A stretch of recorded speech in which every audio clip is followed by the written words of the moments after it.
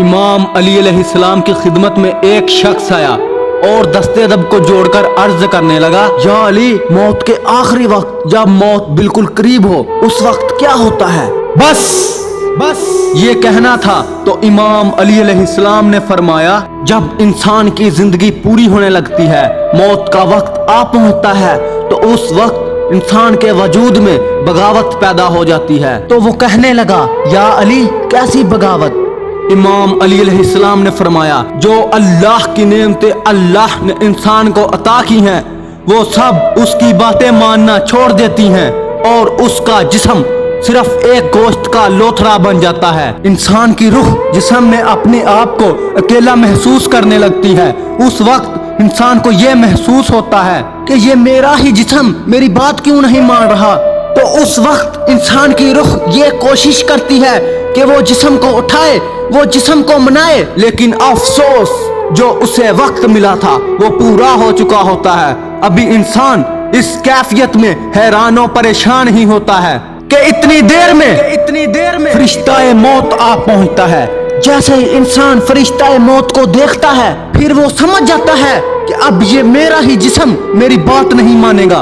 उस वक्त इंसान के वजूद से इंसान का नकाब उतर जाता है। तो वो कहने लगा, या अली, कैसा नकाब? इमाम अली अलैहिस्सलाम ने फरमाया, अमाल का नकाब। इस दुनिया में बहुत से लोग ऐसे होते हैं जो दुनिया को दिखाने के लिए अच्छे बनने की कोशिश करते हैं, लेकिन उनके अंदर शैतान छुपा होता है। और कुछ लोग ऐसे होते हैं जिनको दुनिया बुरा समझती है, लेकिन वो इंसान असल में अल्लाह का नेक बंदा होता है। उस वक्त अगर इंसान असल में नेक होता है तो उसके नेक अमाल, उसकी रूह जो जिस्म दिमाग में घूमती रहती है, उसे कहने लगती है कि इस फरिश्ते को देखकर घबराओ नहीं, क्योंकि इस फरिश्ते को भी उसी ने बनाया है जिसकी इबादत तू पूरी जिंदगी करता रहा। कह दो कि तू उसी अल्लाह को मानता है, कह दो कि तू उसी रसूल पे ईमान लाता है जिस पे ईमान ये फरिश्ता भी रखता है।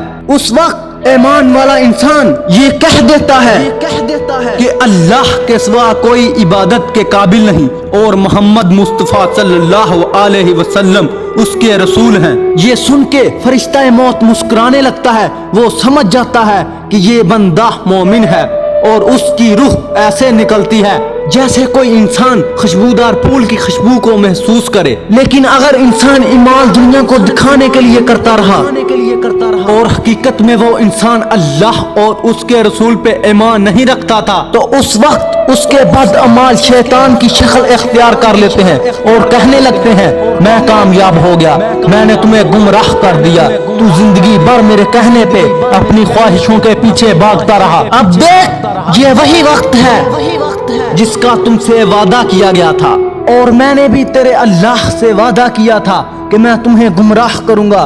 तो वो इतनी देर में घबरा के अपने जिस्म के मुख्तलिफ हिस्सों को उठाने की और भी कोशिश करता है। फरिश्ता मौत उसकी रूह की घबराहट को महसूस करके ये समझ जाता है कि ये बंदा अल्लाह को तस्लीम नहीं करता, इंसानों पे जुल्म करता आ रहा है। उस वक्त उसके जिस्म से उसकी रूह को खींच के निकाला जाता है, जैसे कोई कांटों वाले दरख्त में कोई रेशम का कपड़ा लपेटा जाए और उसे खींचा जाए। उस इंसान की रूह अपने जिस्म को छोड़ना नहीं चाहती, लेकिन अफसोस उसको खींच के बहुत ही तकलीफ के साथ रूह से अलग किया जाता है।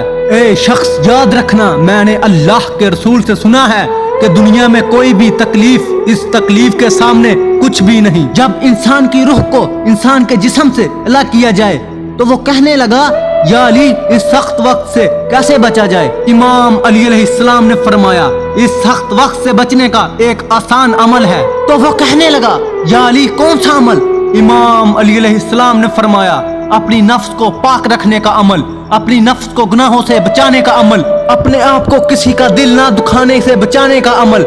ए शख्स, याद रखना, जो बार बार अपने आप को हकीर समझता है, तकब्बुर से अपने आप को बचाने की कोशिश करता है, अपनी ख्वाहिशात को दूसरे इंसानों की जरूरतों पे कुर्बान करता है, वो उस वक्त मुतमीन होगा और उसकी रूह ऐसे जिस्म छोड़ेगी जैसे आटे में से बाल निकलता है।